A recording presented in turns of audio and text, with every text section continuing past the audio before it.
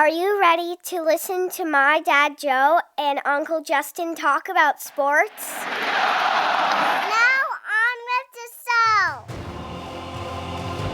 The Joe Mays and J-Raff Show is brought to you by Mays Sandwich Shop, which have been serving the greater West Lawn area delicious food for over 70 years. You are listening to the Joe Mays and J-Raff Show. Boring. A weekly podcast about sports since 2011. Don't you ever get tired of being wrong all the time? With a focus on football. Kansas City 31, San Francisco 20. Mahomes takes the snap. He's just going to throw it long for Demarcus Robinson. It is going to use up all the time. The game is over, and the Chiefs' kingdom has firmly planted its flag on top of football's highest summit. The Kansas City Chiefs are champions of Super Bowl 54.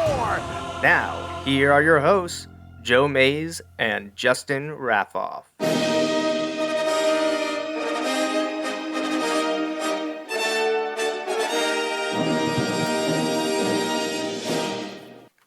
Well, hello everyone, and welcome to a very special edition of the Joe Mays and J-Raff Show. No, there's no one else here besides me and Justin, so it's pretty normal, other than... What you see is what you get. to say, we are changing that first digit on the show broadcast episode count. We are now in the 300s. Yes, tonight, March 22nd, 2020, is our 300th episode. And while for months we had thought about, could we make this special? Could we do something fun, something different, something interesting? You know, maybe a live show with an audience. I'm glad we never got that far with that. Oh my gosh, can you imagine if we had done some of the back work for all of that?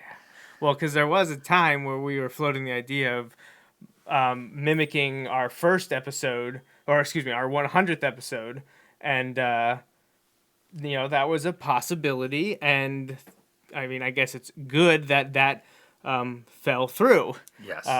But we got a fun show tonight. We're going to talk NFL, which is pretty much what this show is all about anymore, and we 300. So it's we got a call here. So I don't think there's any better way for us to talk NFL than to talk with someone that's in the NFL. So joining us here on episode 300, who joined us for episode 100 back in the day, is Kansas City Chiefs quarterback Chad Henne. Thanks for joining us again, Chad. Sure. How you guys doing? We're good so far. Yeah, so far so good. We appreciate you taking a few minutes here to talk NFL with us once again, and you know, you've been involved in pretty significant stuff happening in the NFL of late, with the new CBA being enacted and ensuring labor peace for the next decade or so, and then the big thing that everyone's been talking about the last week is NFL free agency, which you once again got to take part in. So I think everyone probably listening knows that you've re-signed with the Kansas City Chiefs. And can you just take us through what it was like over the last week, or since we talked to you a month ago? You know, how did free agency go? Was there a few suitors? Were you focused on the Chiefs? Just what was life like for Chad Henne the last week? Well, I think with my agent being at the Combine probably about a month ago, he was getting a few teams kind of just like feeling them out and seeing where they're at. And, you know, Kansas City was definitely interested, and there was probably 3 or 4 more teams, but we felt this was, you know, the best fit, so I didn't have to learn a new offense. I'm familiar with the system, the coaching staff, the city, and obviously the players. So it was the easiest fit and easiest for my family, so we decided on that, and we're happy to be there for, you know, 2 more years. Yeah, it seemed when we talked a month ago on the Bulldog Hour that there was mutual interest there, and that was, in the end, was that where you were hoping to re-sign with them then? Yeah, absolutely. I mean, I think just like I said, you know, the familiarity with everybody, and you know, obviously coming off a Super Bowl win and opportunity to maybe win another one was definitely a plus and a bonus for me and, you know, my family. Yeah, you can't ask for a much better situation to go into than heading back to Kansas City. Like you mentioned, the opportunity to win a second Super Bowl back to back, be there with Coach Reed, and to be working with Patrick Mahomes. Really, I'm not sure there's a more ideal situation in the NFL right now. Yeah, it sounds like a pretty good situation. Yeah, I mean, definitely felt comfortable. And, I was with Patrick actually about a week or so ago. We played golf out in Oregon before everything got shut down with the quarantine. But it was good to see him. And then obviously we exchanged after I signed and communicated with him that way. What has life been like as an NFL player with the coronavirus situation? We know there's been directives about off-season workouts probably not going to be happening. What's it been like hearing from the Chiefs, the NFL, and things like that over the last 10 days or so? Well, I mean, it's still a dead period, so really can't talk any football with the coaching staff as it is. But there's been some workouts, kind of exchange and what to expect or what to go through. But it's really, I mean, gyms are closed and kind of just hanging out at home, working out and trying to stay in the best shape as possible. So when, our opportunity arises to go back, we're ready to go. Now, about a week ago, just before free agency opened, the Players Association voted on the new CBA. What was that like? I mean, I guess it's the second time you've gotten to vote for the CBA, but what was it like this time? Was it much different than 10 years ago? And what were your feelings on the new collective bargaining agreement? Yeah, I think, obviously that was only my second or third year, going into my third year when the other one happened. But I think it was definitely, more involved. I think a lot more information was shared. I think a lot more people had says in it. And I think overall it's a great situation. I think people don't understand how bad of deals we signed previously, not just in 2010, but years before that to set us up. So we were kind of in the hole from the beginning, just, because guys just wanted to, get money and just play football. But now we're starting to get to that 50-50 range. We're still not there, but it's a heck of a lot better deal than where we were before, for sure. Yeah, I know sometimes people tend to think those things are kind of that they get in one way rather quickly and then they get fixed rather quickly, and that's not generally how those work, especially when you're talking like 10-year terms like can happen in the NFL. But like you said, it sounds like some progress was made on some key issues or key topics, I guess. And so hopefully it works out for everybody. I know I sent to Joey because we had sent a lot. There was a lot of talk about the CBA this year, and I know former Eagle Malcolm Jenkins, who asked if he can still be friends with Philly, and I say yes, you can.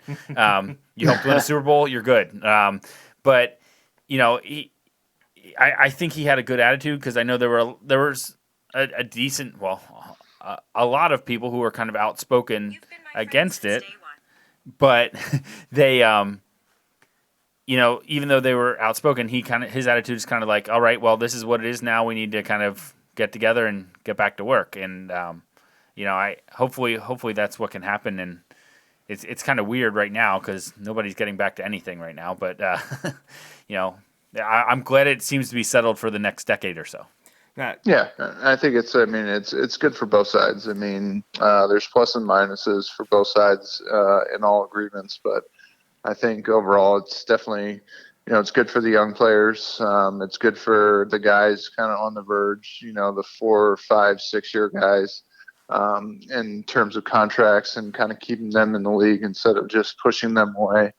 It's good for their futures, for pension, for 401k, for all players, and and obviously the owners still have a larger piece as well. But it's good for both sides for sure.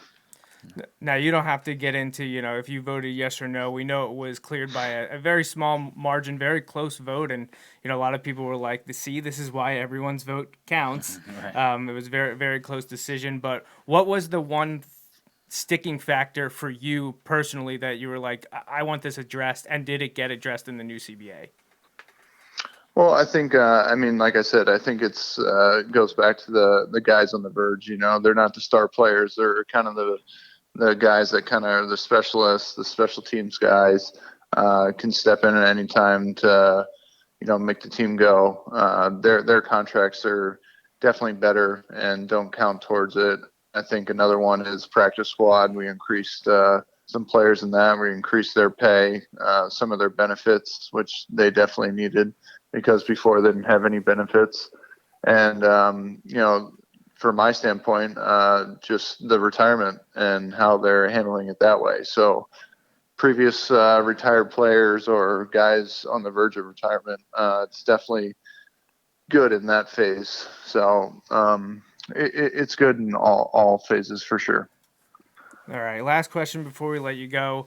We probably talked about this on the Bulldog Hour last month, but thinking back, 15 years ago when you were still playing at Michigan, did you ever think that you'd be signing a contract that could have you playing NFL football through your 14th season? No. When I first got into the league, my goal was to hit 12 years, and I think I told you guys this before, but I hit 12, and obviously I finished my 12th year this year, and just to see where I was at, and yeah, I could retire, but obviously me getting injured this year and not really fully playing out a full season, I just felt there was more left, and I think I just miss it too much. I feel like I can still, play at a high level if I have to, and still mentality-wise, in the quarterback room and as a leader on the team, I still feel like I have more to give, and that's the reason why I came back and try to get this deal done as fast as I could, because I want to be around the guys and help out as much as I can and push Patrick to the limits and see him try to be one of the greatest quarterbacks ever to play. Yeah, that's awesome. Yeah. I think I sent this to Joey earlier in the week, and I am not 100% sure on this, but I went back and looked through it. Chad, I believe of the quarterbacks taken in the year you were drafted, I think as of right now, with Joe Flacco being released or waived because of the physical or whatever, but I believe that of the drafted quarterbacks from your year, only you and Matt Ryan are currently on a roster. Yeah. Which when I looked at it, because it was just like, I don't know. It was one of those things where I'm like, oh my gosh. And it led right into Joey's question of like, man, when you were coming out and you got drafted, did you ever see yourself at this point, still playing in the NFL, which is awesome. And congratulations on the contract and everything like that. Yeah, when the news came out this week, everyone was super excited for you to sign another contract in the NFL, but for it to be with the Chiefs again, re-sign with them, like we discussed at the very beginning, couldn't imagine anything better, a better situation. I have to ask this question: what do you make of the Tom Brady change of scenery from New England to Tampa Bay? Did that come as a little bit of a surprise to you and then the other NFL quarterbacks? Yeah, I think it came to a surprise for everybody, but good for him. I think Tampa Bay is a young, upcoming team. They have tremendous talent, and I think he can bring a lot to the table. I think he still has a little bit left, and we'll see. But those situations. I was a Joe Montana fan, so when he left the 49ers and went to the Chiefs, everybody was, distraught and kind of, under the weather, like, oh my God, why did you leave there? But, there's opportunities other way. Obviously it goes both ways, coaching staff and what, Tom wanted, but I think he, ended up in a good situation, and we'll see what happens. Excellent. Well, I really appreciate you taking the time here to join us this evening for episode 300 and getting to talk to you and talk a little CBA and NFL free agency. We wish you and your family well, and hopefully you guys can stay safe and have a lot of fun family times. As I've seen Brittany posting a few pictures of hikes and things like that, and that's awesome. So I hope you have a great time, and hopefully we can talk to you again soon.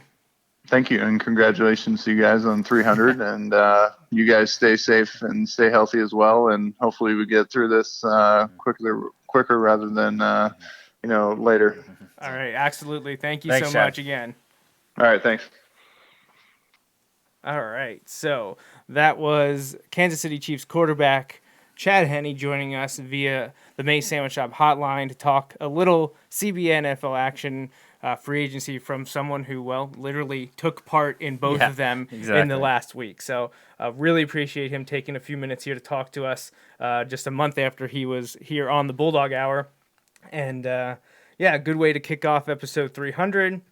And we'll add a few points to what Chad talked to us about. Where do you want to start? CBA, free agency? Let's start with CBA stuff and get that out of the way. Okay. So, I think it was funny. I thought a decade ago when this happened before, I thought the players were super happy about the deal they ended up getting. I thought that was the whole point of them coming to an agreement. But I think it came out then over the next year, 18 months as things went through with it. They didn't get as good a deal as many thought they had gotten. So I don't know exactly where the loss in translation happened. But I remember 10 years ago, DeMaurice Smith was not one of my favorite people. And now here we are almost a decade later, and he did not bother me during this negotiation whatsoever. I think the owners gave up enough, and you heard Chad address getting close to a 50-50 split in revenue. I believe they got a 1.5% bump from it was either 47 or 47.5 to 48.5. And like Chad mentioned, taking care of the new players via practice squad and bumps in salary there and the veteran minimum, but also players that are leaving or just left in terms of healthcare and 401k. Those are huge deals. And I think you saw a rift with the players this time. And this was very public out there on Twitter and reports through ESPN and even NFL Network that the star players are the ones that were upset because they felt like they weren't getting anything and it was going to everyone else. Well, big shock that the rest of the people aren't the stars. It's just like society. There's only so many that are making the mega bucks. Everyone else is fighting for the rest. And those people were like, we're a little bit more important. Let's get some stuff for the vast majority of people who are not making 10, 15, 20 million dollars a year. Right. And they talk about this sometimes when they're referring to when the franchise tag came into existence. Like when it came into existence, the idea people are like, oh man, you basically get a prove it deal making excellent money. You know what I mean? But then you quickly see that how that got used, it basically turned it into, we're not going to use it as a prove it deal. We're going to use it as a negotiating chip, and which is fine. That's the other side of it. But players quickly went to looking at it on paper or I guess in theory were like, oh, this would be a great deal, to no, I don't want to be franchised, because you got players. It wasn't the borderline guys that were being franchised so much. I mean, you could make that argument all the time, but it was so much as oh well, we're just going to use this to kind of keep the guy in our control and not have to pay him the top dollar. We'll just pay him really good, but not the best, Right. And again, there's lots of things like that. But like you said, it does get super complex because there are over 2,000 people in the NFLPA, and you've got a wide variety of views and contracts and all that stuff. It's a really different model. Some of the things that I thought were interesting, and I think they did get changed from when it first came out and they first set that supposed hard deadline where essentially I think some of the veteran players, or I shouldn't say veteran players, some of the players that have the higher salaries would have been losing money on the 17th game because it would have been capped out at 250,000 or something. Yeah. Well, some players make more than that a game. And I know that sounds crazy, 250,000 a game, but when you think about when you just think about the numbers, think about what somebody's making. Anybody making more than 16 million, which is, I don't want to say it's a lot because most of the players are not, but there's a decent amount of NFL players who are making more than 16 million in a year are making more than 1 million a game. And I should say, I think maybe it's 17. Maybe they get 17 pays, over the 17 weeks. But even if it's more than 17 million, you've got guys that are looking when Dak finally signs, he's going to be making double that. That essentially $2 million a game. Now, it doesn't work out that way because you get a signing bonus and then other stuff. Yeah. But just on the surface, when you look at it. But you have a lot of guys who are making 300,000 or 400,000 who are now making 550 or something like that. Well, it's always a lot of money But it's all relative. You got to compartmentalize. But when you're making $400,000 NFL. and you look at a raise of $150,000, that's a big deal. That's a big deal. Yeah. That is a huge deal. And when you look at how that might affect, when you add in the effects of the retirement and the benefits and some of those other things, and if you're those minimum guys, maybe you're spending some time on practice squads trying to break it. Like, all of those things come into play, and it's probably what's best for everybody. I think Chad said it great when, neither side is going to be happy with everything in there. That's the point which of is negotiation. how negotiations work. When you kind of say, look, this isn't ideal, or it's not exactly how I would want it, but it's something that can work for both of us, we're good to go. I think that's the sign that it was at least headed in the right direction. And while I saw some that were really not pleased with it, people seem to be like, okay, I don't agree with it, I don't like it, but the general attitude seems to be like, we're moving on because we've got football to play now. Which, again, not this instant, but that's all you can really hope for, kind of, is that we move into this stage where we're excited about, because it has given us labor peace for the next decade. 9-10 years. Yeah, I guess that's a question we didn't have to ask Chad. Is what do you think the next time the CBA comes up? What are you gonna vote yes or no? Could you imagine 10 years from now? He's like, I'm about to start my 23rd year in the NFL. He's gonna be like the kicker that For our played, 500th show, we like- can have him on when he signs. Yeah, well, I mean, we actually should be pushing 600. By Right, that I was just point. trying to be conservative. Yeah, but right. Yeah, some years it's tough. Some years it's tough. Like when my basement flooded, or when there's a global pandemic, that could happen at any time. It's funny that basement flooding definitely threw us off. That really threw a wrench in the number of shows that year. Yes. Global pandemic We're still going. Only gave us a speed bump. Yeah. So. Well, that's the way it should be. I mean, we did discuss about having this, doing this remote, but we have decided to do it this week, like this. Yeah, we're kind of on a week by week thing here. But I come in, I don't touch anything. well, and We're not exactly 6 feet apart, but we face different directions. yeah, we try to not to talk to each other directly. Which is pretty much how we act all the time. Yeah, so. pretty much. I don't want to admit that he's my friend, so Right. in public I just kind of walk the other way. All right, so CBA discussion, NFL free agency. How about we called the Bucks? we did, yeah. A we month and a half certainly ago, we did. called the Bucks. We were talking about we were all on the Bucks, and we were definitely we don't get it. We don't get it Chargers. right all the time. Listen to the intro. Don't we ever get tired of being wrong? Well, maybe we did. We got it right. We got it right this time, and we were definitely right on the teams that would show interest or be linked to him: Colts, Raiders, Chargers. I guess the only one that I mentioned that wasn't ever a possible spot were the Lions. That was my so to be Hail honest, Mary, Tennessee jumped out of that pretty quickly with signing they said Tannehill. they were all in on Tannehill. Like Right. they didn't even really consider it whatsoever. Chargers were the next I'm gonna closest. go with a conspiracy, and then say that Vrabel got in trouble for FaceTiming with them at the basketball game, and the NFL stepped in and said, "No, you can't get him now." My dad says I don't blame you. I wouldn't take him as a friend either. I'm not sure who he's talking to. I'm pretty sure I know.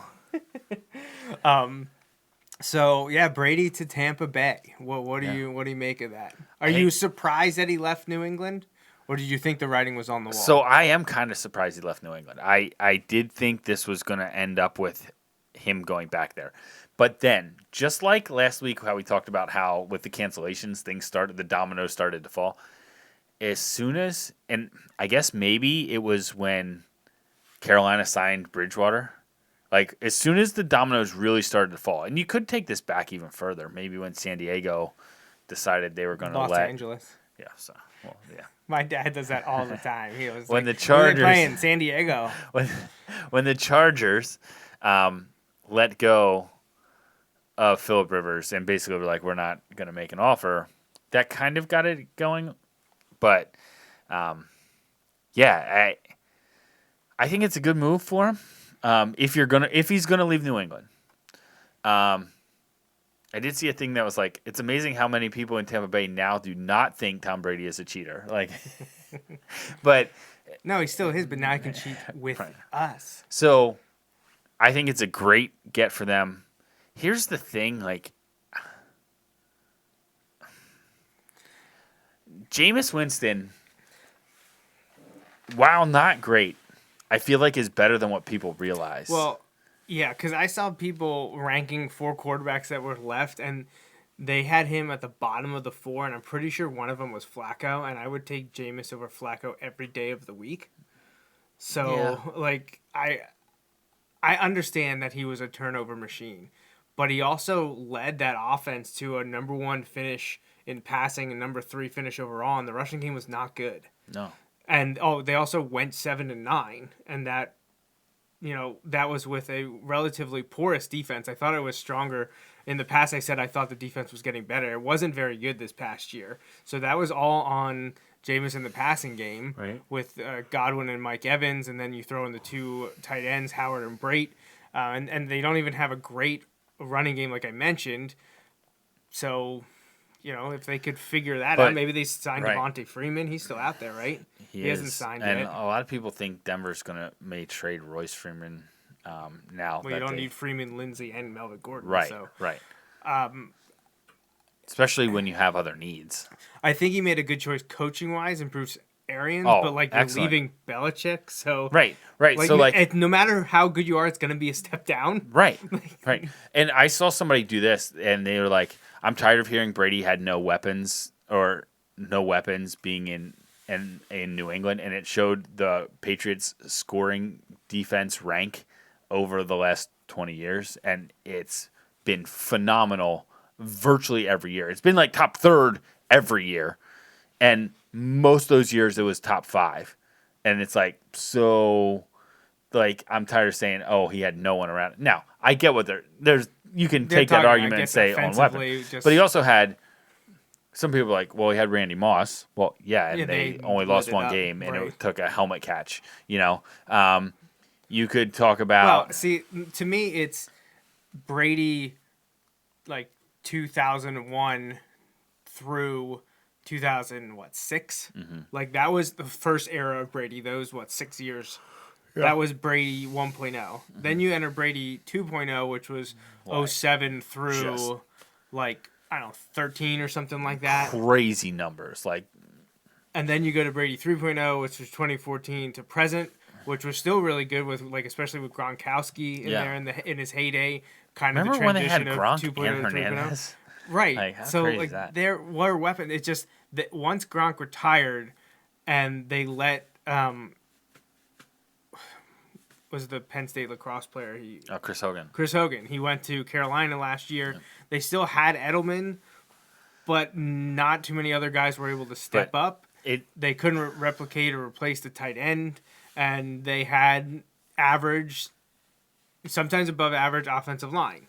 Right. So they had issues on offense, but the defense at this time, people were talking about the entire defense, half of them being up for Defensive Player of the Year, and I believe Stephon Gilmore won that award. Yeah. But they definitely caved the second half of the season.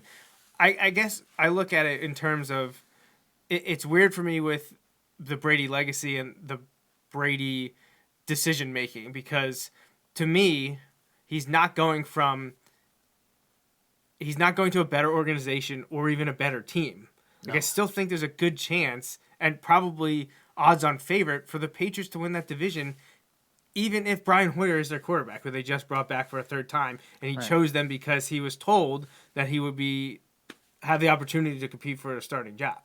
Well, why not? Who else is there? Jarrett Stidham. And doesn't Brian Hoyer just scream to you, Bill Belichick? Yeah, and it's his 3rd tour with the team. And I'm not saying he's as good as Tom Brady, even now. But what I'm trying to say is, when you look at the production you got out of Brady last year, now, granted, some of that is based around not having the offensive weapons. I understand that. You have to take the whole picture.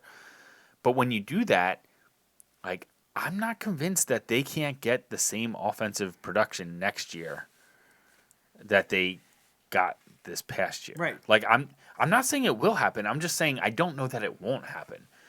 Whereas you look, Tampa was already productive on offense last year. Now, there's no way Brady's throwing 30 picks this year. No. and there's a decent chance he's going to throw more than 30 touchdowns this year. So like you're looking at an improvement there, but it is like I sent this to you.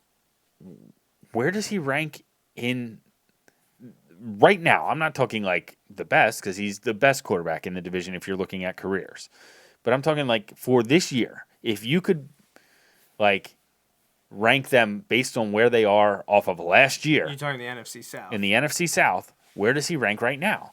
And honestly, I don't know. You could make an argument that he ranks number 1. I honestly think you could make an argument that he ranks number 3. But, you know, nothing would surprise me. Like, honestly, nothing would surprise me. It wouldn't surprise me if you see him hit the wall and you're like, oh, a guy in his mid-40s can't play NFL quarterback anymore, and he ends the season as the 4th quarterback in the division. It wouldn't surprise me if you're like, how did we not see this coming? He throws for 45 touchdowns, and he's the best quarterback in the division. Like, nothing would surprise me in the NFC South. But, like, it is interesting. Like, man, like, just think you're going to get to see Brady against Breeze, in theory, twice this year. Yeah. That'll be exciting. Yeah, right now I'd put him second behind Breeze. I think would Breeze too. has had a few better years. And they just signed Emmanuel Sanders? That offense. Across from Michael Thomas and Alvin Kamara? Look what Emmanuel Sanders did with Garoppolo in San Francisco in just half a year. Right. Yeah, that's gonna be sick. I'm still picking the Saints not to win. This is gonna be there. So yeah, I mean, I would say Breeze, Brady, Ryan, and Bridgewater, but like again, when like, you posed this question to me earlier this week, I said, "Yep, you could argue that he's 1. You could argue that he's 2 or 3. I don't think you could argue that he's 4 at the moment. But at the end of the year, he could be 1, 2, 3, or 4. Right. I mean, look what Bridgewater did with the Saints last year when Breeze was injured. Yeah. And again, this is not overall career. This is in the moment right now. You really think there isn't a chance that Bridgewater, Breeze, and Ryan have better years than Brady? Is it the odds-on favorite for him to finish 4th? No. But is it's it a certainly possible. Possibility? And I'm not talking like a 0.01% possibility.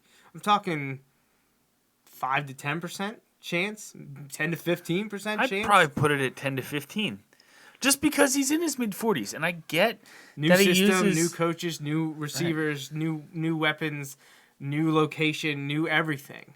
And I know Tampa is going to be a little bit more laid back than Boston and the New England media market, but you're coming in with huge expectations. Except Brady. It's not, because if it's not clicking from the start, people are going to be like, "Oh my gosh, he's washed up and he's all that stuff."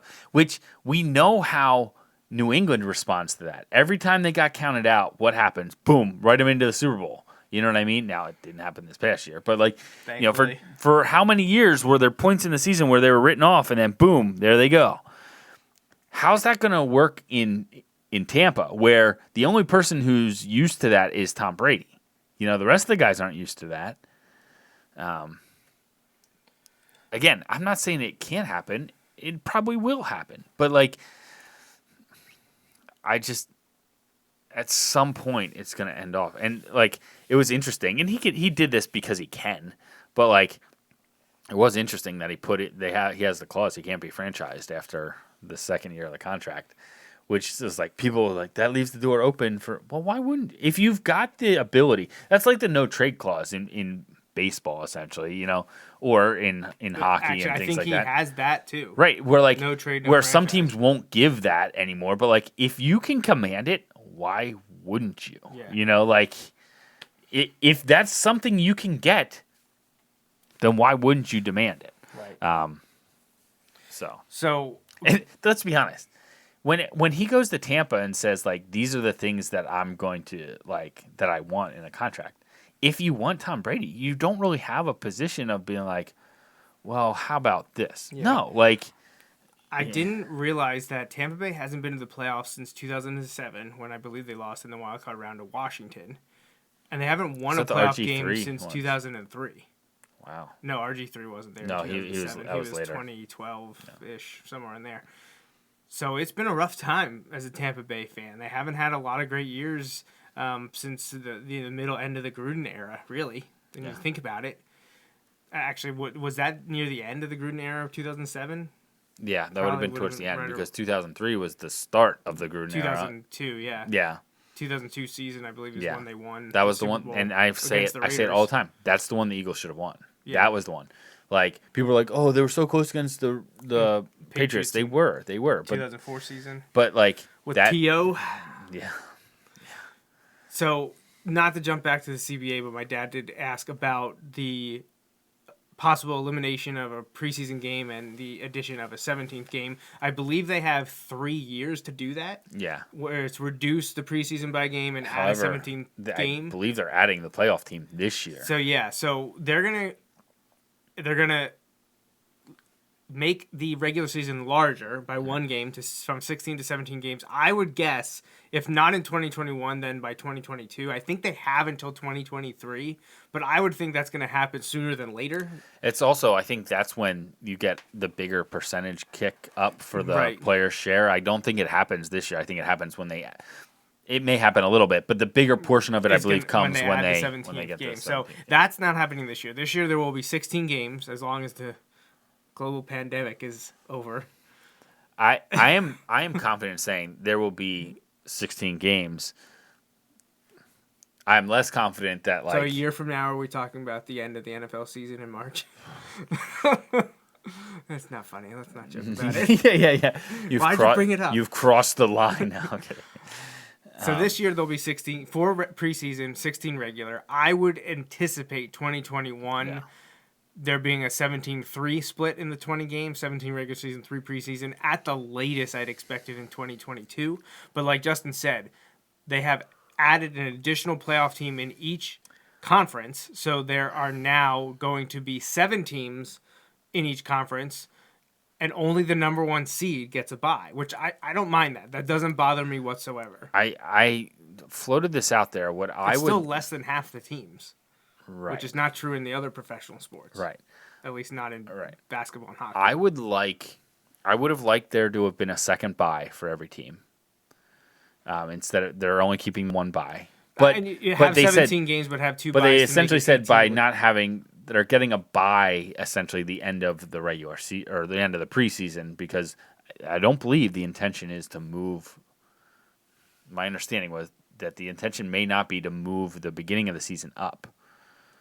So if you're not moving the beginning of the season up and you're pushing back a week, and I think I mentioned this, does that lead to the potential for the Super Bowl being President's And I Day think somebody said it would only happen like once every 6 or 7 years or whatever, because of most of the time President's Day weekend falls on the following weekend, not on that first weekend, but there's a time where it could. And I'm all for, look, on the other years, let's add a second bye so that it happens, so that I wish we'd Super go Bowl's back. always falling on President's Day weekend. I wish we go back to the falls where Labor Day weekend was the start of NFL season. Yeah, see, I like that. I don't mind it, mostly because we get college football and all weekend now with we that. have high school football too. We're a couple weeks into it now when we get there. This year, because the way it falls, we're only playing the second game leading into Labor Day weekend. I guess actually that's been the case for a while, because Mifflin's been our second game, and only for a couple years, because for us, but even when they were the first game, they were always on Labor Day weekend too. It's just the high school season got bumped up a week with this weird week 0, which is really now week 1 for everyone, but we still call it week 0. So I go by games now. We should do that with the NFL. We should week 0. So there is no week 0 is the first game now. Right. It's just what was preseason game 4 is now week 0. That'll catch on, -1. I'm sure that'll catch on. All right. So what else in NFL free agency? What are any other big moves that you thought? So it wasn't a free agent move, but I liked that the Eagles went and got Darius Slay for a 3rd and 5th round pick. Sign me up for that all day. I to be honest, I was on the hey, if you can get Byron Jones for the right money, get him. Too bad. It's different parts, but somebody was like Darius Slay over the last 3 seasons or whatever, 17 interceptions. Byron Jones over the last 3 seasons, 2 interceptions. Yeah. It's not comparing apples to apples, but it's not comparing apples to apples when one of the things comes out and grades Slay at a B or something like that, and they're like, yes, but he was asked to do press man coverage virtually every down by himself in Detroit. So I'm a bigger fan of Darius Slay than Byron Jones, but Miami was not Me too trading now, draft but I'm picks to get a player. and they shouldn't. They shouldn't. Like, I'm all for that. That's some interesting talking. I know we've got some of that coming up. You get your Eagles adding a legit number one corner, and you have the Cowboys losing a legit number one corner. So that's a win-win in terms of defensive backs for you as an Eagles fan. Absolutely. And look at the running back market, and they just signed their running back to $90 million guaranteed when Todd Gurley just got released before he actually reached any of the extension years in his contract. But was that before his extension hadn't even kicked in? No, his extension year was his first extension year was this coming year. Now, he shifted money around, so that it's not to say that he didn't get any new money. He got a lot of money from it. He hit big, but what he got out of the but Rams also, the last 2 years. my gosh, the Rams. And here's the thing: the Todd Gurley deal is probably the tip of the iceberg with the Rams in terms of deals that they're going to end up having to cut guys, and then having dead money and stuff like. The Rams are in trouble. They didn't just do that model for 1 year. They did it for like almost 3 years, where they were just signing big free agents. And they traded away a bunch of first-round picks when they went up to get Goff. Now listen, my team traded up. Ramsey. My team traded up to get Wentz at 2 that same draft. So I'm not saying but yeah. Whew. Yeah, Rams are in trouble. And not just talking about their new logo, which apparently may not be their new logo. Did you see that? I saw that. We're finding out tomorrow. Right, we will see. So we'll see what happens there. Did they have a rebrand in the last 2 weeks? Yeah. Yeah, we'll see. What if it's worse? Can it be worse? What if it's not the? It can absolutely. Dude, whenever you ask the question, can it be worse? It can always be worse. What's the worst that could happen? So Miami was a big spender, but they had $100 million to spend. Yeah, they still have room to spend. They have They have over half of it left still, and even if you say $18 million goes to the rookies, all right, still got $35 million left. Right. And the nice thing is, all those big deals that they signed, and 2 of them I think were in the top 10 money-wise, they're all front-loaded because they had so much money available. They're all front-loaded. So you're going to have these, and no one was older than 26 that they signed. Right. So you get all these, right now, they'll get 3 guys in the first round who they all have on rookie deals with a 5-year option if they want. So you can stagger those. So it'll be interesting, but Miami got a couple Patriots. And Kyle Van Noy, the edge, the defensive end linebacker hybrid. Surprise, the they Flores. also got linebacker Landon Roberts. So Flores familiar with both of those guys now in Miami. Shaq Lawson from Buffalo, taking from another division rival. So, Eric Flowers from the Redskins, cast off from the Giants. He's now back home in Miami. He's a local kid, played at University of Miami. So, kind of jumping around a little bit, not to cut you off on the Dolphins yet. I think they're in a good spot, and I know we may talk a little bit of draft here in a couple minutes. Yeah. But who's going to start week 1 for the Chicago Bears? You mean Foles or Trubisky? Yeah. Well, I don't do you trade for Foles and not make him your starter? I think there's going to be a competition. I think Trubisky is going to be the starter week 1, and I think by October, I think Nick Foles is going to be the starter. If you want long-term stability, it should be Trubisky. But I understand an open competition, especially if Nagy wants to keep his job. Right. See, because you're entering year 3. Right. I would make the argument if you want long-term stability, you go with Foles, because I think Foles can be decent enough for a year or 2 to kind of keep your head coach's job, and by keeping your head coach's job. But the problem is, if you view the coach as not being able to develop, it's almost like, what do we do? You know what I mean? So, on the other hand, you could look at it like this: if he's able to do it with Foles, then it kind of becomes well, he did it with Foles, who couldn't get it done in Jacksonville. So Jacksonville was the problem, not Foles. You know what I mean? Right. So then it becomes he can get it done with a quarterback, just not Trubisky. If he doesn't get it done with Foles, and he hasn't gotten it done with Trubisky, then you might be the one who's starting to take the fall for it. Does either Winston or Cam Newton end up in New England? It'd be interesting. I can't see Winston there. You don't think that the mistake, the fit works? the top man. I just look at if Bruce Arians couldn't get him to not throw 30 picks, I don't know that Belichick won't. However, if there's anybody that could, you know what I mean? But like do you take a 1-year flyer? Like if you're not if there's not teams jumping at him, I'm absolutely testing the waters to see if he's willing to come and try and get it. Because so they signed Hoyer and they have Jarrett Stidham. Right. They have rumors are they are not in on Andy Dalton. So you're down to Flacco, who was just released because of injury issues. Right. I think Cam Newton there is scary.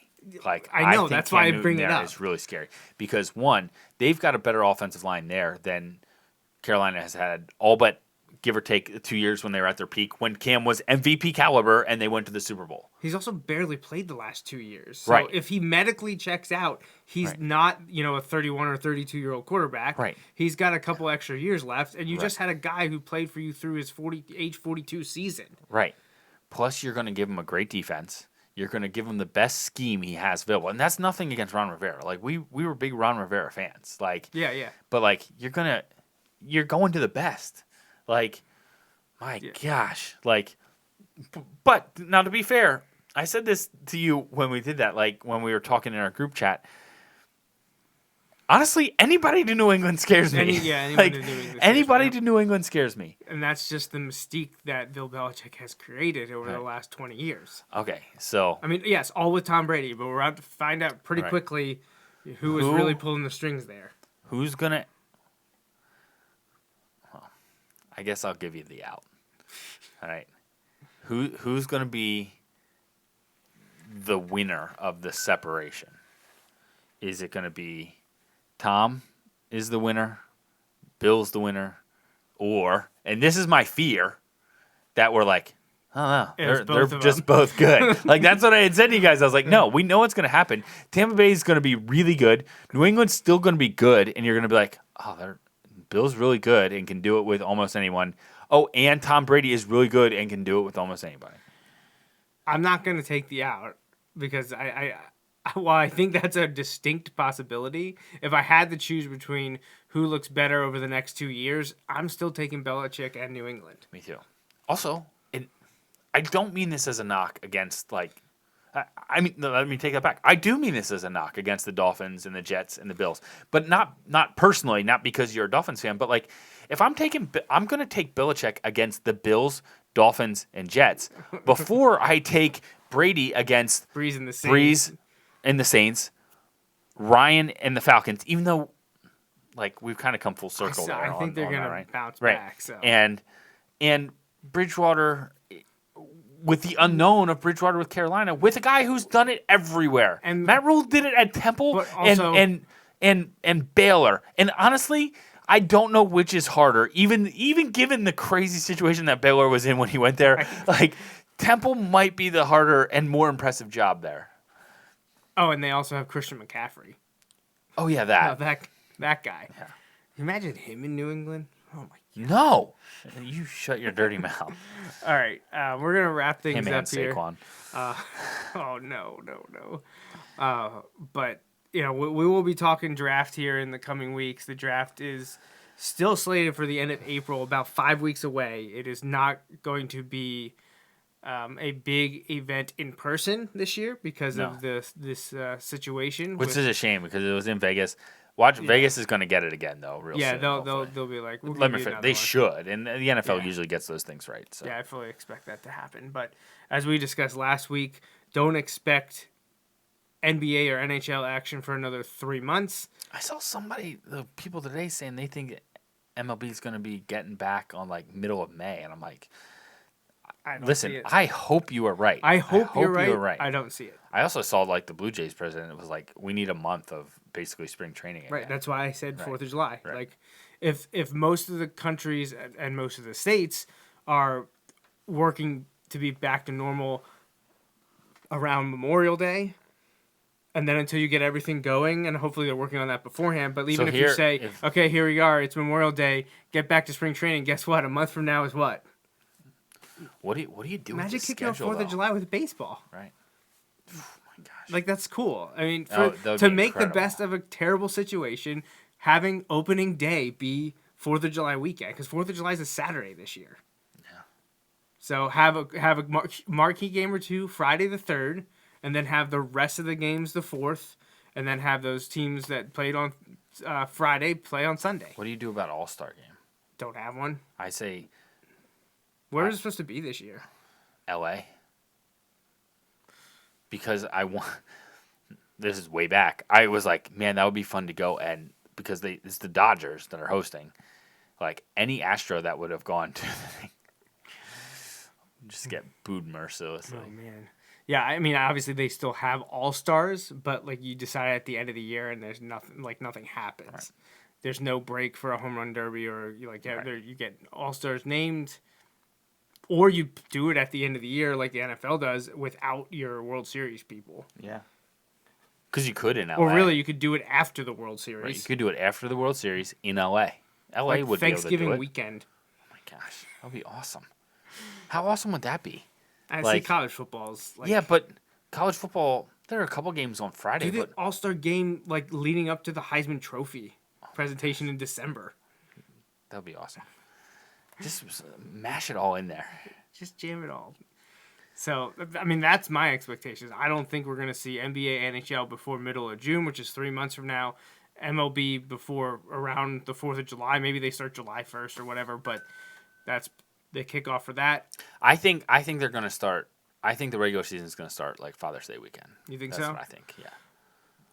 NFL offseason will be Not impacted. because of date wise. I just feel like if they can make something like that work, I think they would. But they that would do like, it. but that would require spring training to start again in mid-May. Right, which 2 I don't months, know. 2 months away. Which I don't know, and I'm not saying like they should do it if it's not going to work. Like if you need the extra 2 weeks, take the extra 2 weeks. Like that's okay.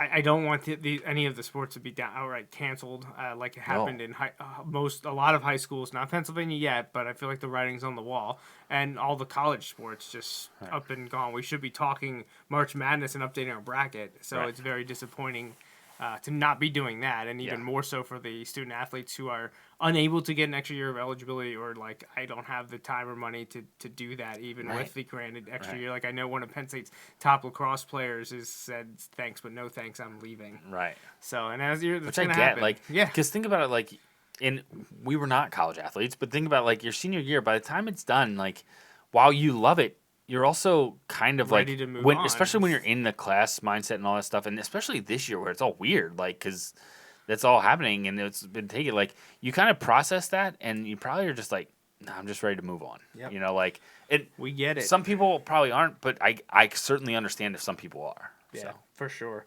But I saw, I think Adam Schefter mentioned this, and it was from, I don't, is it Elias or Eliash? I always pronounced it Eliash because that's how the hockey player pronounced it, but it might be Elias.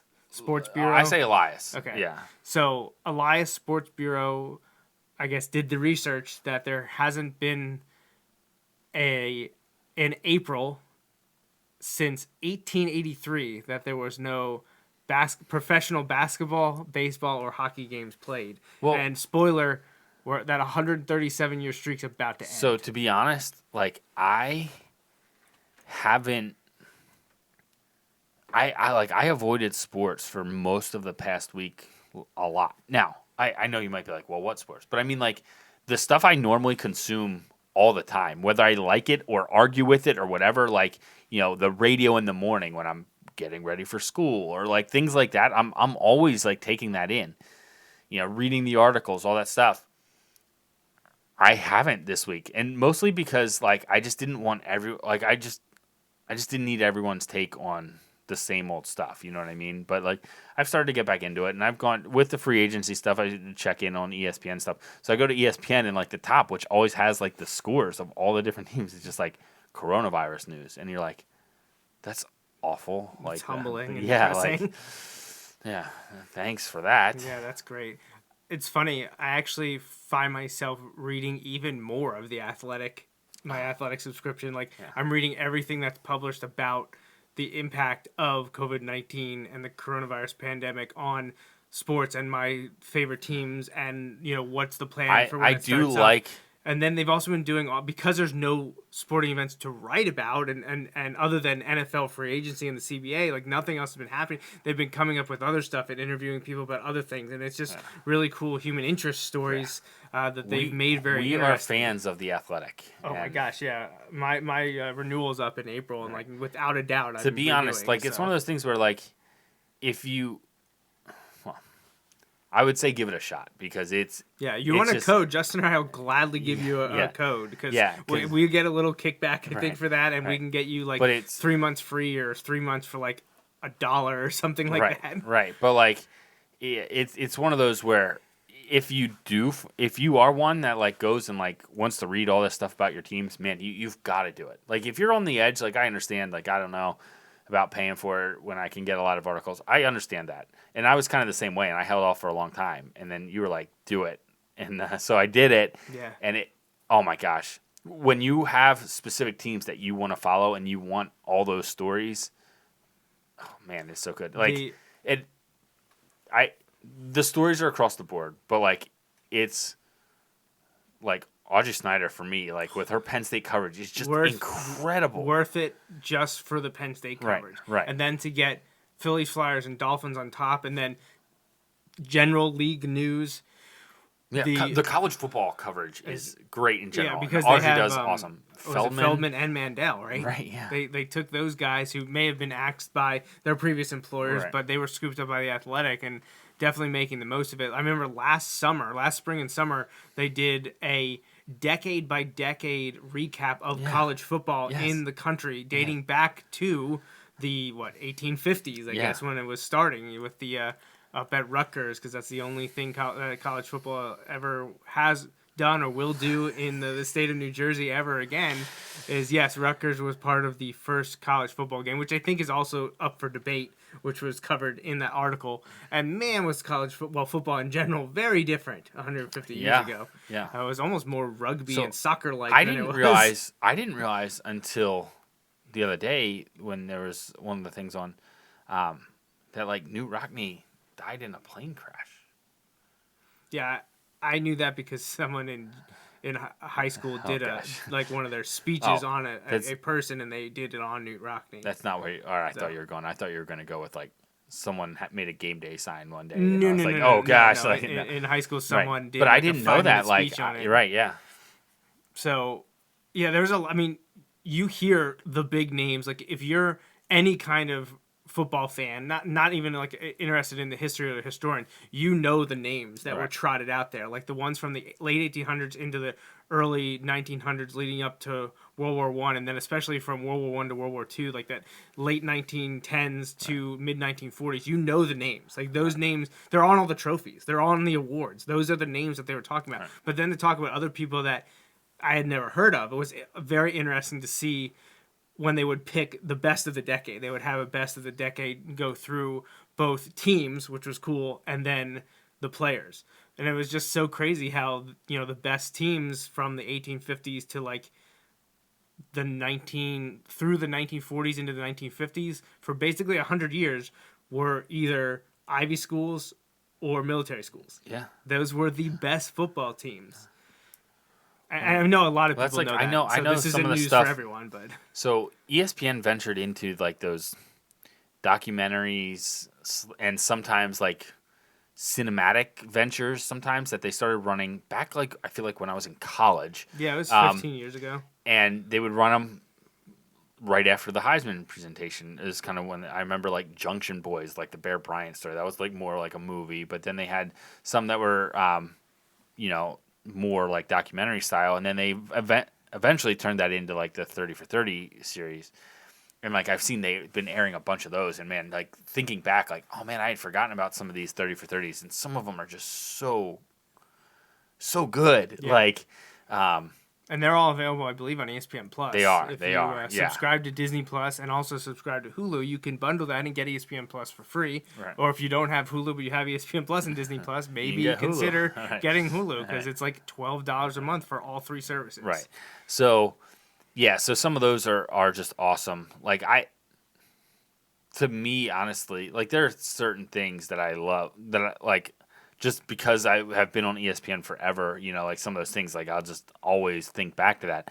But man, some of those 30 for 30s, like I feel like that's one of the things they still do like best. I saw people like begging them to release because they have this like multi-part special one that's going to come out, I think, in the fall on the Bulls and especially like Michael Jordan, essentially like in that time.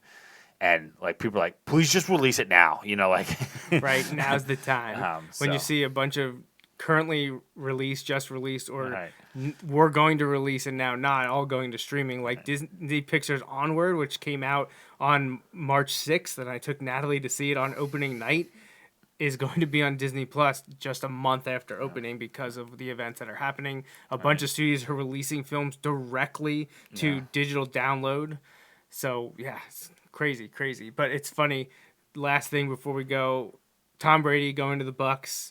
He's worn number 12 his entire NFL career. Currently, Penn State wide receiver Chris Godwin wears number 12. And, a lot of times you hear when big-name players change teams, they want that number. Usually you have to buy the player something and or make a donation to a charity. And I was just like, hey, Godwin's a Penn Stater.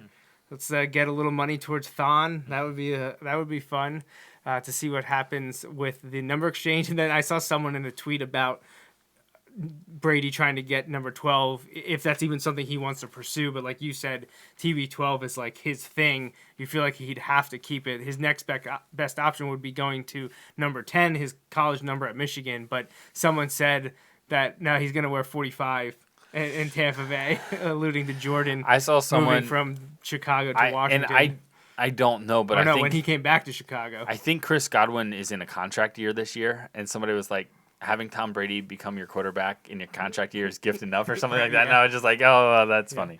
But Godwin's handling it well. He was like, I'm gonna defer to him. He's the GOAT. Like what's he supposed to say? Like, well, no. Right? Because I saw some people be like, you don't want to make your new quarterback mad, but like also. He's got how much money? Like, if you want to get, especially if it's for charity. Look at some of the personalities Tom Brady has had on his team as they've shuffled guys in and out.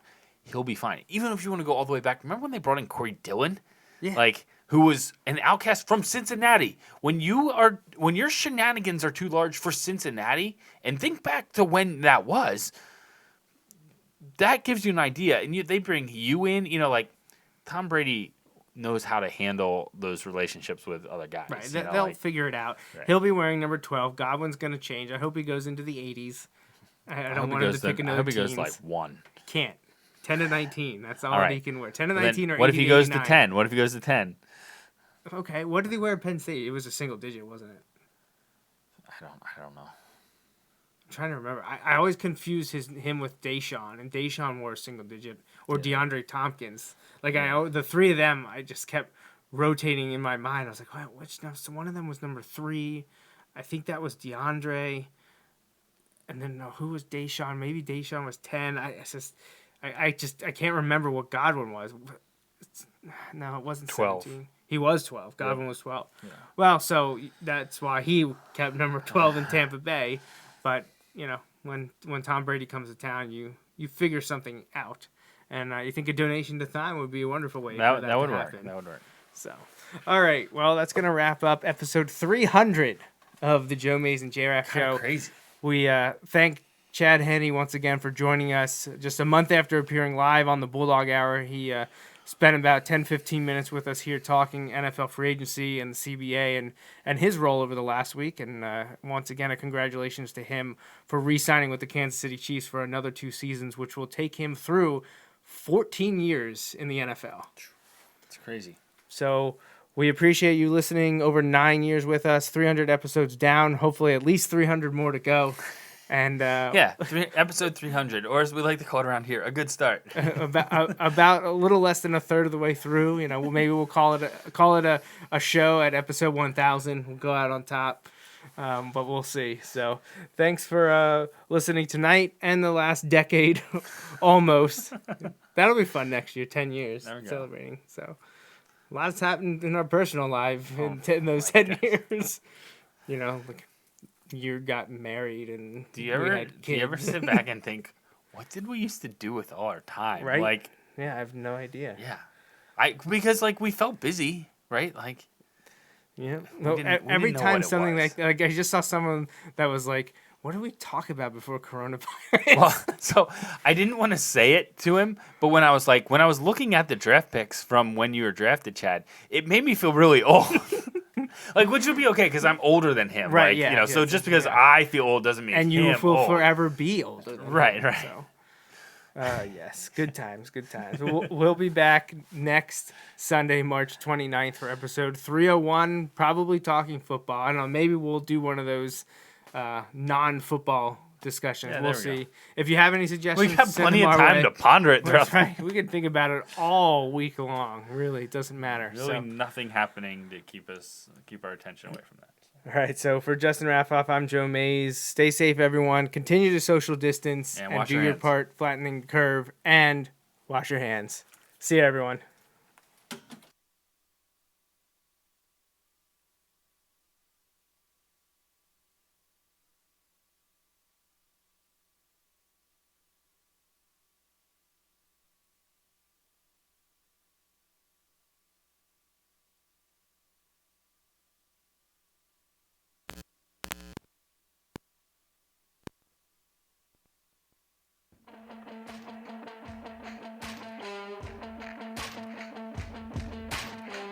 That's a wrap on this episode of the Joe Mays and J-Raff Show, brought to you by Mays Sandwich Shop. You can watch each weekly episode live on Facebook, Periscope, or YouTube. Be sure to like, follow, or subscribe to the show on Facebook, Twitter, YouTube, SoundCloud, Apple Podcasts, and Google Play. You can also rate and review us on many of these platforms as well. We'd love to hear from you. Send your emails to the Mays Sandwich Shop inbox at joemaysandjraff@gmail.com. The Joe Mays and J-Raff Show is a part of the JMNJR Radio Network, home to other productions such as The Bulldog Hour, Tangents with Friends, and Nat Chats with Dad. Until next time.